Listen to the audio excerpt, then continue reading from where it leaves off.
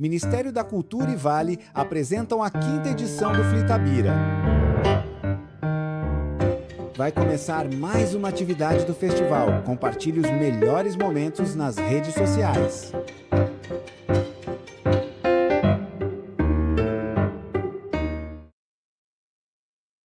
O vídeo a seguir possui recursos de legenda e libras. Apresenta cenas dinâmicas que registram diversas manifestações culturais de todas as regiões do Brasil, ambientado tanto nas ruas, nos palcos, como em grandes eventos e produções ou ambientes intimistas. O vídeo é plural, com agentes culturais de todas as idades, etnias, roupas e figurinos coloridos próprios de cada expressão cultural. A cultura é um dos mais preciosos instrumentos de democracia. É um canal de expressão plural que permite a convivência de diferentes vozes, histórias e visões de mundo. E por isso a cultura, tal qual a democracia, deve ser defendida e fortalecida. Essa é a função da Lei Rouanet, a principal política pública de incentivo à cultura brasileira. Com ela, perseguimos a missão de assegurar o acesso democrático à produção e à difusão cultural. Ao longo de mais de 3 décadas, a Rouanet permitiu que inúmeras iniciativas culturais, antes inviáveis, ganhassem o mundo. Revelou histórias, preservou tradições e transformou vidas. Lei Rouanet, há 33 anos tornando a cultura brasileira mais plural, acessível e democrática. Logos: Lei Rouanet, Ministério da Cultura, Governo do Brasil, do lado do povo brasileiro.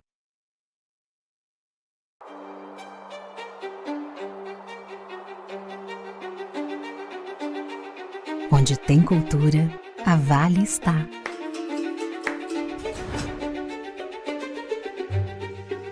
No poder criativo que nasce dos palcos, orquestras, das artes,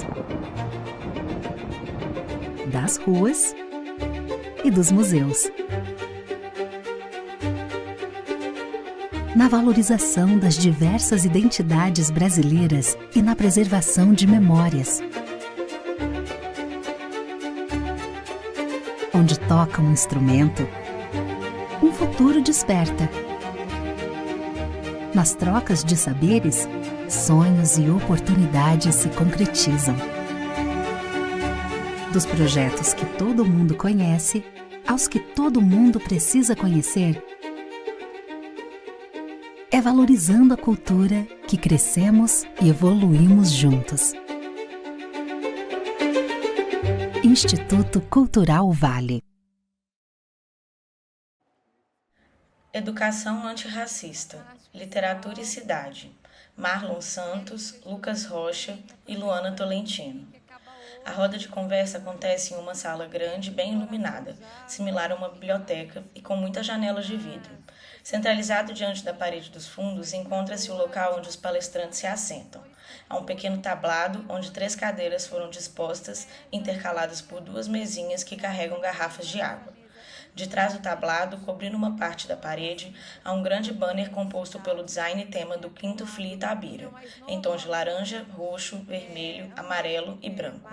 Pendurado no lado direito do banner se encontra uma TV que passa ao vivo a roda de conversa em questão, junto com os intérpretes de Libras.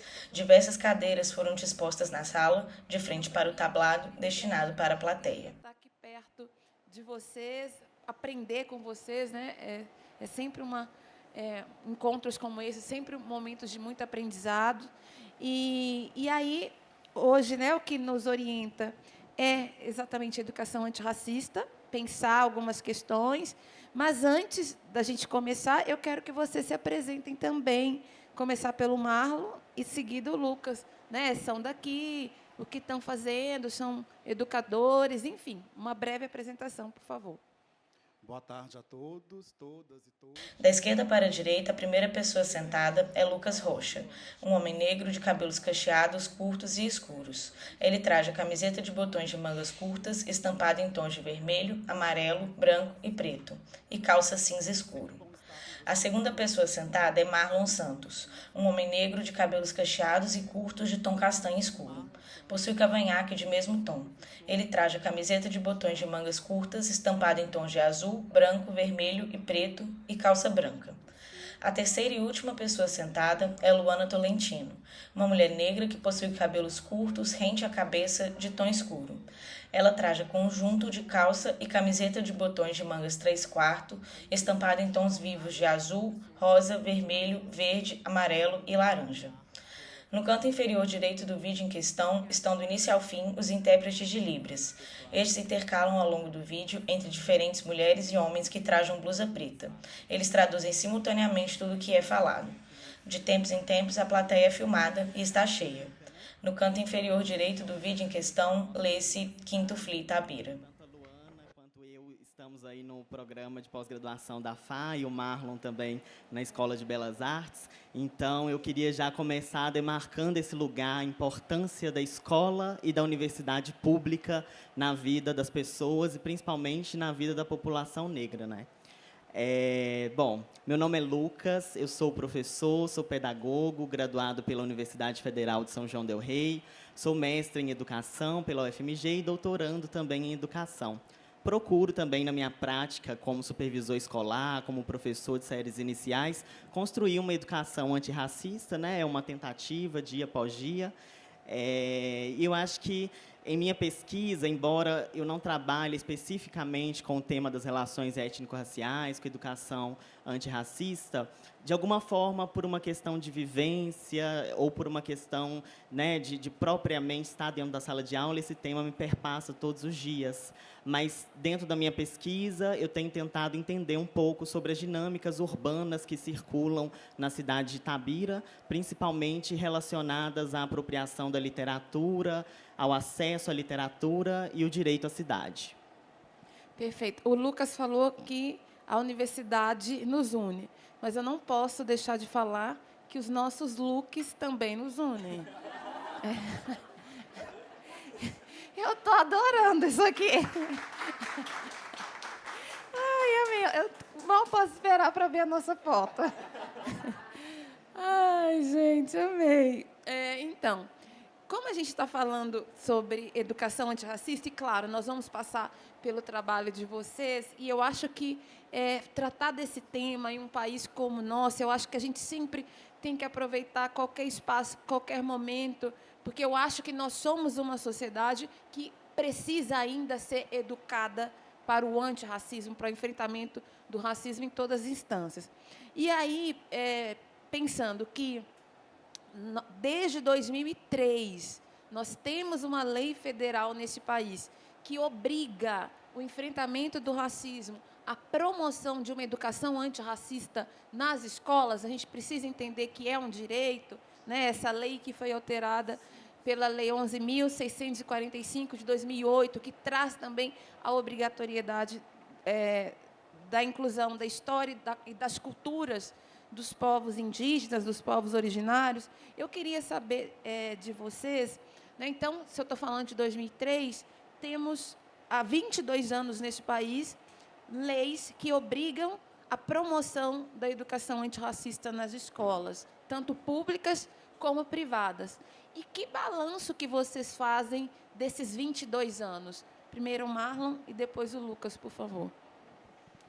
Então, Luana, é um balanço que ele não é muito positivo, né? A lei, ela existe, é uma obrigatoriedade, né? E ainda as pessoas, elas acham que elas podem, as pessoas não, né? Os educadores, a gestão escolar, né? Ainda acham que é uma opção escolher trabalhar com a temática das relações étnico-raciais, e não é uma opção, né?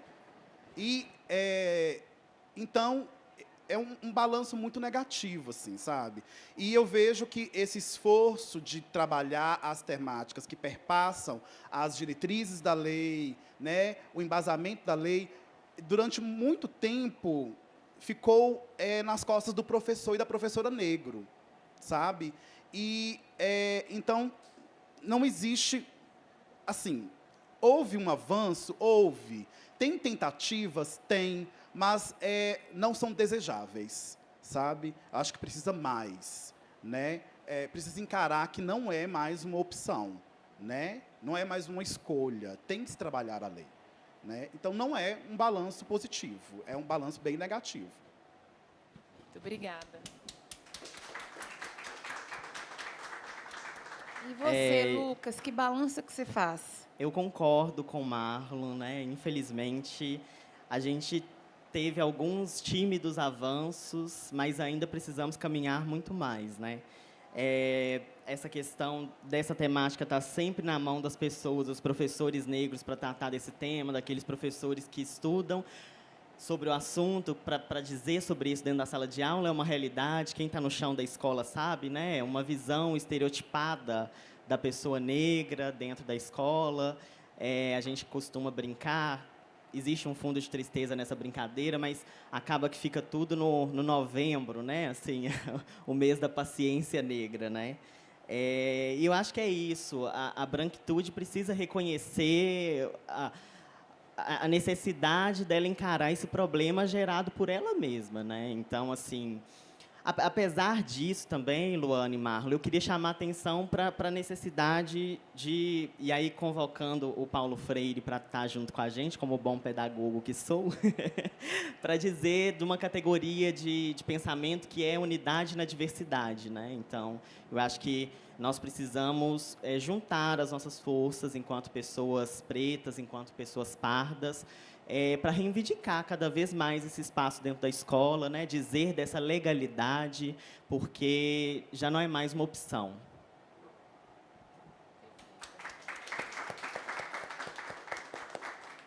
Uma outra questão que eu acho que assim, vocês trazem na fala, né, e com muita razão, acho que um lamento assim, de pensar que 2 décadas, e como tanto Marlon quanto Lucas colocaram, né, não estamos onde deveríamos estar.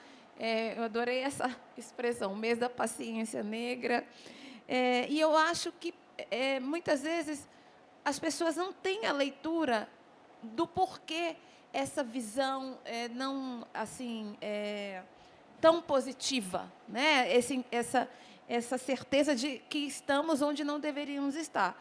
E aqui vocês atribuem, né, se tem 22 anos que tem essa lei, não era para ter esses relatos que vocês estão dando aqui. E aqui vocês atribuem esse momento que nós estamos, que, como vocês colocaram, não é satisfatório. Vamos começar pelo Lucas primeiro, e aí a gente vai alternando. Acho que existe um tensionamento político, né? Um jogo de forças, em que nós, obviamente, estamos como a parte menos favorecida, né? Então, a população negra precisou fazer um esforço, empreender um esforço muito maior do que o opressor, né? Do que a branquitude, para conseguir chegar a um lugar de poder reivindicar algo, né? Apesar disso, eu acho que é importante reconhecermos a luta dos movimentos negros, né? Eu não estou propriamente dentro de organizado dentro de um movimento, mas esses movimentos, a própria professora da nossa universidade, a Nilma Lino, tem trazido para a gente a contribuição desses movimentos para essas ações de educação dentro da escola, né? Dentro dos espaços educativos, que, inclusive, também não é só dentro do espaço escolarizado, né? É dentro também da cidade, pensando a cidade como um espaço de educação, de uma educação lato sensus aí, que ocorre no cotidiano, né? E que envolve isso, esse jogo de tensionamentos, né? A indisposição também dentro das relações interpessoais também ocorre, né? E é o próprio racismo, que vai sempre tentar apagar as nossas histórias, apagar, né, as nossas ancestralidades e os nossos esforços para fazer uma educação verdadeiramente libertadora, problematizadora. E você, Marlon? O que você, né, a que você atribui esse seu depoimento tão assim cheio de pesar, tão insatisfeito, né, com o que nós temos visto aí? Então, Luana, é uma atribuição que, pegando a fala final de Lucas, a nossa sociedade que é estruturalmente racista, né? Então, eu acho que para a gente, né, conseguir avançar na luta e avançar na aplicabilidade da lei, a gente tem que entender, primeiro, que o racismo existe, né? Não é um mimimi, não é uma invenção, né? A gente não está no lugar de nós negros não estamos no lugar de vitimismo, né? A nossa sociedade foi forjada, né, no nosso lombo e ainda hoje a gente é açoitado, a gente é chicoteado, a gente está ali, né, no lugar de invisibilizados, subalternizados, né? Então a gente primeiro tem que desconstruir esse racismo que é estrutural, né? Então compreender, né, que o racismo existe, né? Eu acho que é um passo para ter eficácia na aplicabilidade da lei. Reconhecer que o racismo existe e enfrentá-lo, né? Eu acho que talvez seria a maior virada de chave para a gente poder avançar. Eu atribuo, então, ao racismo, né, a esse processo, né, que vem desde a colonização, né, até os dias de hoje, né, que é expresso aí pela colonialidade, né? As colônias formais, elas acabaram, né? Mas existe, né, uma colonização, uma colonialidade que perpassa, né, que determina, né, o que tenta determinar o que é arte, o que é literatura, o que é política, né? E isso está ancorado no eurocentrismo, na colonização, na colonialidade. Então, eu atribuo tudo isso, sabe? A todo esse processo. Que bom, gente. Está muito boa essa conversa. Agora eu quero ir para o campo da literatura. E ainda, né, a literatura conversando com a educação antirracista e a cidade. Eu não sei se todo mundo viu, presenciou, mas Ai, eu estou perdida com os dias já. Na quinta-feira, passou um furacão aqui no Flitabira, um furacão chamado Dona Rosinha. Então, assim, um auditório lotado. Eu sou testemunha, Dona Rosinha ficou 2 horas dando autógrafo, uma fila imensa. Quando eu crescer, eu quero ser igual a Dona Rosinha. Né, aquela fila enorme para autografar os livros. E aí eu queria saber de vocês de que maneira esse fato assim, inesquecível, histórico, que nós presenciamos aqui, esse momento tão bonito da Dona Rosinha. Tem algum familiar dela aqui? Tem alguém lá do Quilombo? Não? Ninguém? Então, de que maneira vocês acham que a gente testemunhou aqui pode educar para uma sociedade, para uma escola antirracista? Né? De que maneira a literatura pode contribuir para a efetivação dessa lei, dessa educação antirracista, desse compromisso social com o enfrentamento do racismo nas escolas? Pode ser, Lucas. Sim, claro. A literatura é um espaço primordial de educação, né? Quando nós pensamos aí na possibilidade de fabular, na possibilidade de imaginar. E, por muito tempo, nós não imaginamos pessoas negras como pessoas escritoras, como pessoas autoras de si, né, como pessoas que podem falar por si. Tivemos uma visão estereotipada das pessoas negras, né? Então, eu, infelizmente, não pude estar aqui para acompanhar. Eu estava num evento no Espírito Santo, na Universidade Federal do Espírito Santo, no momento em que a gente celebra, né, os 80 anos aí da Rosa do Povo, desse legado drummondiano. E, apesar de eu ainda não conhecer o trabalho da Dona Rosinha, estou ansioso por conhecer, a gente pode evocar vários outros nomes da literatura, de pessoas negras que têm ascendido e que têm nos despertado para a importância da pessoa negra na sociedade e na construção do nosso conhecimento e dos nossos espaços de formação, né? E aí, se você me permite, Luana, eu gostaria de resgatar aqui, já que o tema, né, desse nosso encontro, do que nós estamos aqui celebrando, é também a obra do Drummond, Mas eu gostaria de dizer que esse senhor, que era um senhor branco, dentro de toda a condicionalidade existente, né, na produção literária dele, mas esse senhor foi um senhor que teve uma educação antirracista.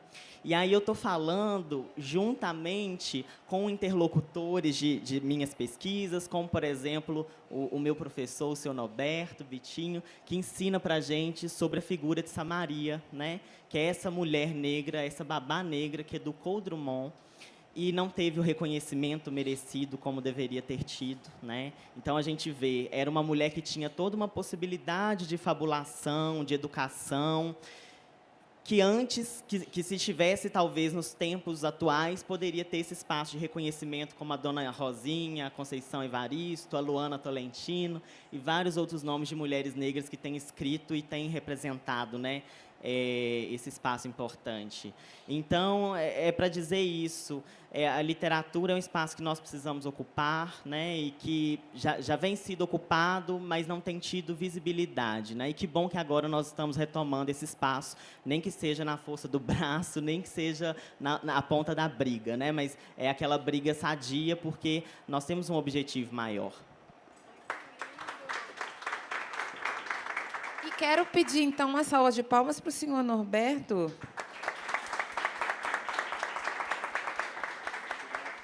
Imagina. E você, Marlon? Então, eu fiquei refletindo na fala do Lucas, na sua fala, Luana, e eu lembrei do meu processo, da minha alfabetização, sabe?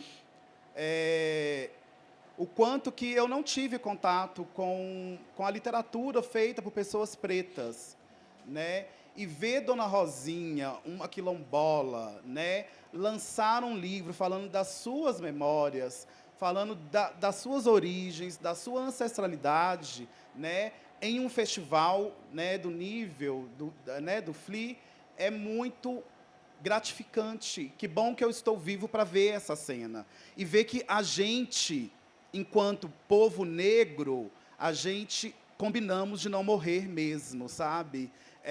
E essa resistência, a escrita de Rosinha, é uma escrita de resistência, né? Então, trazer a importância dessa literatura preta para a educação antirracista, ela é primordial, né? É primordial porque o educando, o aluno em processo de ensino-aprendizagem, ele vai ver que ele também pode ser aquilo, né? Ele pode ser um escritor, né? Ele não vai, ele não precisa, ele não vai se ver apenas como o gari da novela, sabe? Não que a profissão do gari seja indigna, não é isso que eu estou dizendo. Ele não vai se ver representado apenas com o gari da novela, com o vigilante, sabe? Com o garçom, com a empregada doméstica, mas ele vai ver ali uma autora negra escrevendo um livro, poxa, eu também posso, né? Eu também sou potência, né? Eu não sou só aquilo que contaram que eu sou outra coisa, eu posso ser outra coisa. Então, é um lugar de representatividade. A representatividade é extremamente importante na educação antirracista, né? O aluno vê um professor preto, um aluno negro ver um professor preto é extremamente importante. O aluno negro ver um artista preto das artes visuais é extremamente importante. Um aluno preto ver um jogador renomado é extremamente importante, né? Então, o lugar que a literatura ocupa é ímpar, essencial, urgente para construirmos uma educação verdadeiramente antirracista.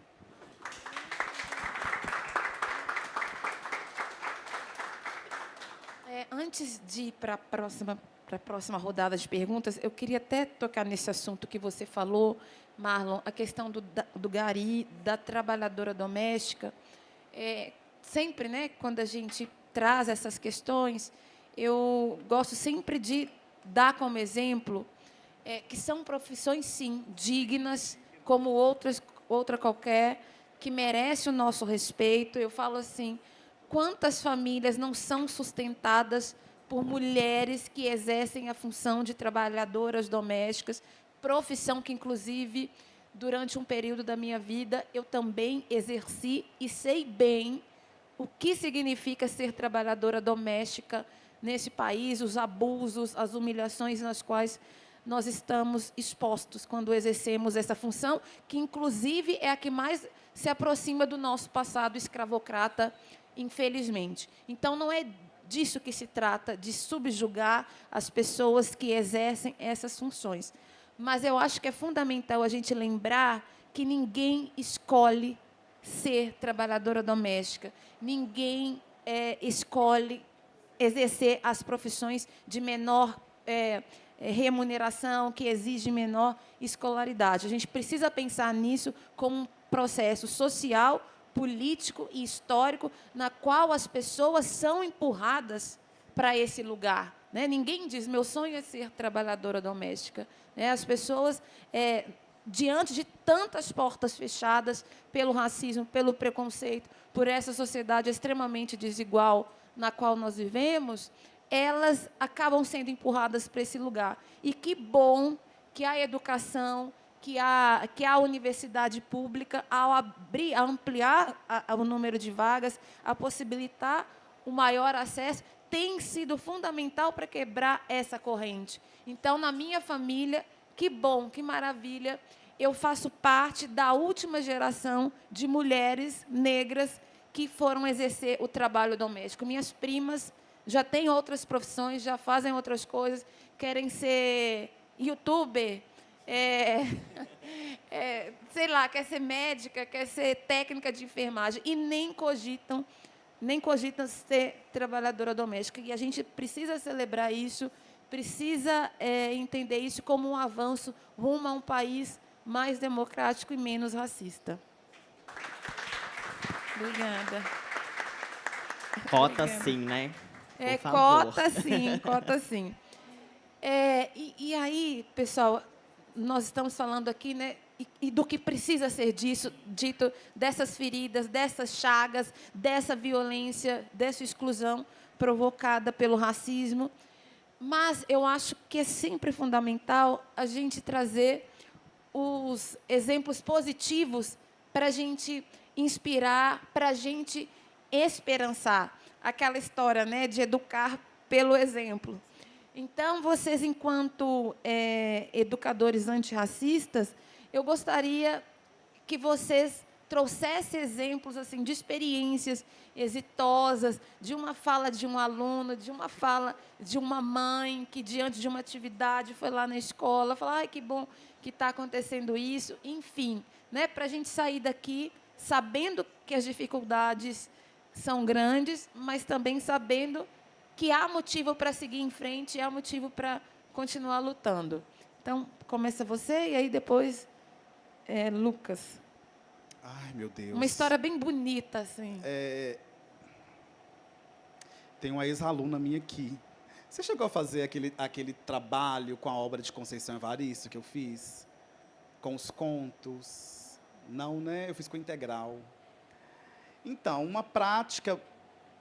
Eu vou falar de uma prática com ensino médio. Eu tenho tempo que eu não dou aula para o ensino médio, sabe? Mas os alunos, eu trabalhei com a obra Olhos d'Água de Conceição. E aí eles escolheram os contos e transformaram esses contos em cena, né? Primeiro tinha que transformar o conto em uma dramaturgia e depois né, construir a cena a partir, né, daquele script que ele construiu, que o grupo construiu. E foi uma experiência muito significativa, Luana, porque no conto, né, agora eu não vou lembrar o nome dele, mas é esse que eu citei, A Gente Combinamos de Não Morrer, os alunos quiseram dar um outro final para a história, porque um dos personagens morre mesmo, né? E aí eu achei aquilo bem legal, que um aluno negro, ele relatou isso em aula, que ele se via como uma estatística, né? Ele se via nesse lugar, que ele se sentiu representado naquele conto. Ele nunca e dizendo que nunca tinha lido nada parecido na escola, sabe? E eu acho que não tinha esse livro na escola, não tinha, e eu levei o livro, né? Então, voltando lá na literatura, a importância da literatura também para esses processos de ensino-aprendizagem, né? Então, foi muito legal assim ver esse aluno afetado pela obra de Conceição, nesse trabalho prático, né, que a gente realizou em sala de aula. Assim. Acho que é isso, foi essa prática. Existem várias outras, mas eu não vou ficar aqui falando. Gente, lembrando, né, Conceição, Carolina Maria de Jesus, todas mineiras, todas, né, nossas irmãs conterrâneas. Então, quanto é fundamental que elas só estejam antes na de escola. passar Claro, a fala para o Lucas, claro. é muito louco isso, porque eu fui conhecer a obra de Conceição na universidade. Eu acho isso um absurdo. Eu acho que a gente não pode permitir que os nossos estudantes conheçam a obra de Conceição, de Carolina, de Luana, de tantas outras autoras, sabe, na fase adulta quase. Isso é um crime, entendeu? E eu fui conhecer Conceição depois de 30 anos. Poxa, eu acho um crime. Eu acho cruel com um estudante. Só complementando, amigo, é retirar do estudante o direito de acesso a um bem, né, humano, um direito de ter acesso à literatura, né? É isso. Porque, por muito tempo, essa literatura teve na mão das pessoas brancas, de uma visão eurocentrada, de uma visão que não valoriza, não traz os valores, né, das pessoas negras de nossa comunidade. E, assim, quando nós falamos de autoras mineiras, nós estamos falando também de autoras que vivem na pele diferentes dimensões do racismo, inclusive o racismo ambiental, né? Não posso sair daqui sem dizer que em Itabira nós temos 74% da população negra, né? E grande parte dessa população vive sob um terrorismo de barragem, sob o medo de não acordar amanhã com as suas casas, com suas vidas, né? Pessoas que... A minha mãe chegou, benção, mãe. Pessoas que vivem sob alarmes de sirene todos os dias, né? Sobre o medo. E aí a empresa mineradora joga com a vida dessas pessoas, que são pessoas majoritariamente negras, né? E eu acho que é uma realidade de grande parte da população de Minas Gerais, das pessoas atingidas, né? Enfim, esse ano, na minha escola, como supervisor escolar, a gente tem trabalhado com autores, né? E aí eu fico ali dando algumas sugestões, né? E temos professoras que recebem, acolhem as sugestões que dou, algumas nem tanto, mas uma delas eu tenho a alegria de dizer que acolheu a proposta de trabalhar com a Elisa Lucinda. Então é muito bonitinho ver a construção das crianças, né? Eu digo bonitinho, não tirando a beleza desse processo, mas justamente pensando na boniteza disso, se a gente pensa junto com Paulo Freire, porque tem uma dimensão ética e estética, né? Quando nós trabalhamos uma autora negra. Então, eu tenho um aluno, por exemplo, que, baseado, né, em um poema da Elisa, ele escreveu que liberdade é escolher o próprio caminho dele. Mas eu queria, ainda assim, pular um pouco o script para dizer de uma professora em específico, né, que teve esse lugar para mim de... Eu era criança ainda, ali nos meus 8 anos de idade. Talvez ela não saiba tanto da importância que ela teve naquele momento para mim. Mas, passando por diversos tipos de opressão, ela era aquela professora que estava ali lendo literatura para mim, com o microfoninho dela dentro da sala de aula. Então, Marcilene, você teve esse papel fundamental na minha vida. Marcilene. E eu aprendi muito com você, e eu te via lendo, e eu pensava que eu queria um dia ser como você e ler para os meus alunos como você lia para a gente. Então, obrigada. Ai, que lindo, gente. Ai, parabéns. Que orgulho, Marcilene. Que bom.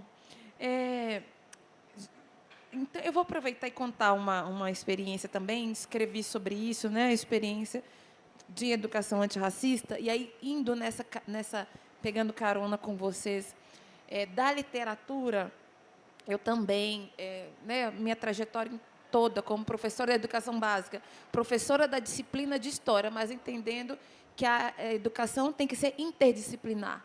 Então, sempre gostei muito de trabalhar com literatura. E aí, numa experiência com estudantes do 6º ano, pedi que aí levei uma série de escritores negros, só escrevi o nome de cada um no quadro dos escritores, né? Machado de Assis, Lima Barreto, Cruz e Souza, enfim.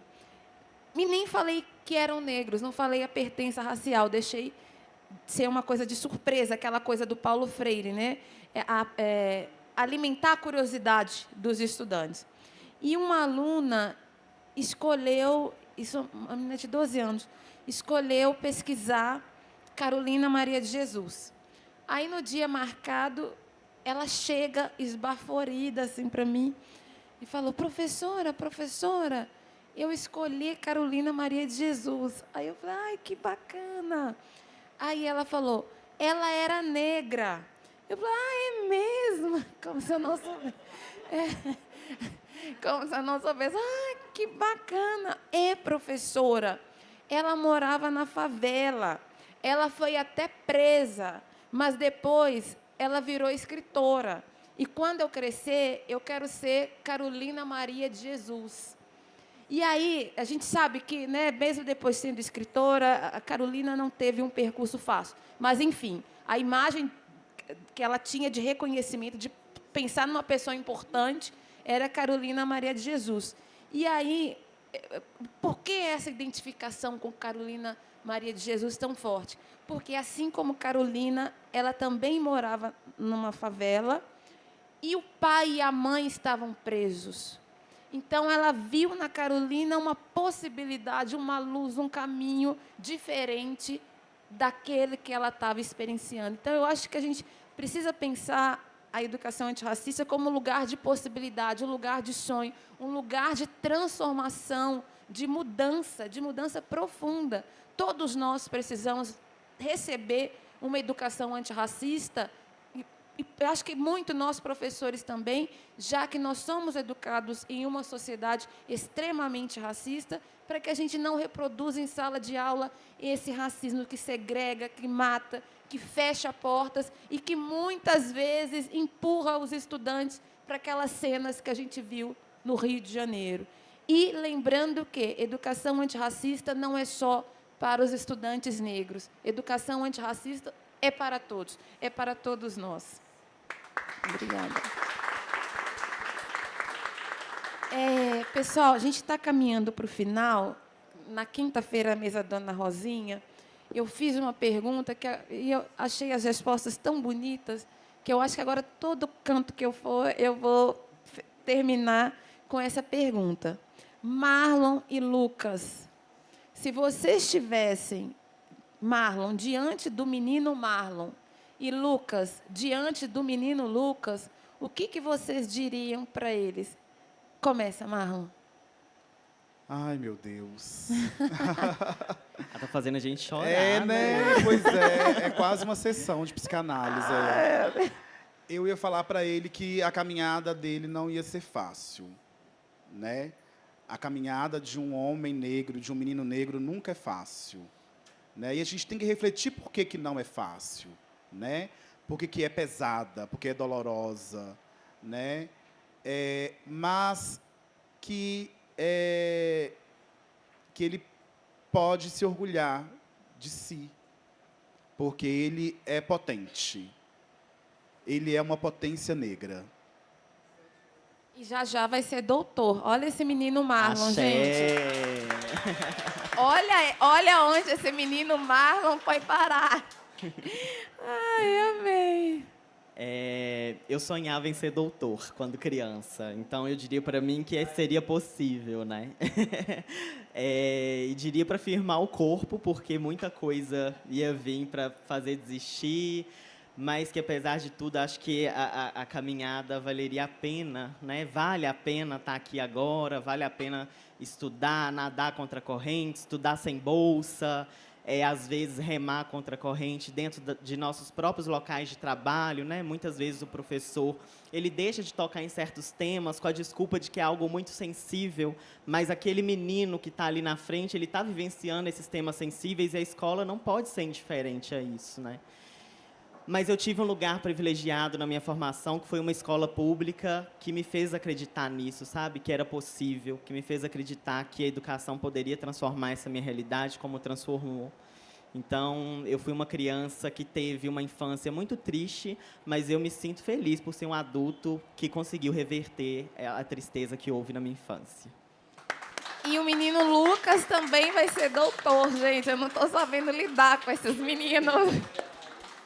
Os sonhos são possíveis, né? São possíveis, gente. E a gente tem que voltar para casa, voltar para o nosso local de trabalho, voltar para a escola e falando para esses meninos Marlons, para esses meninos Lucas, para essas meninas Luanas, né, com as quais a gente convive todo dia, o tempo todo, que é possível, que o sonho é possível e, quando necessário, a gente também precisa assumir esse lugar de ensinar a sonhar. Porque tem Marlons, tem Lucas, que não sabem sequer sonhar. Então, é nossa função também ensinar a sonhar grande, sonhar alto, sonhar com aquilo que se deseja, e a gente pode contribuir muito para a materialização desses sonhos.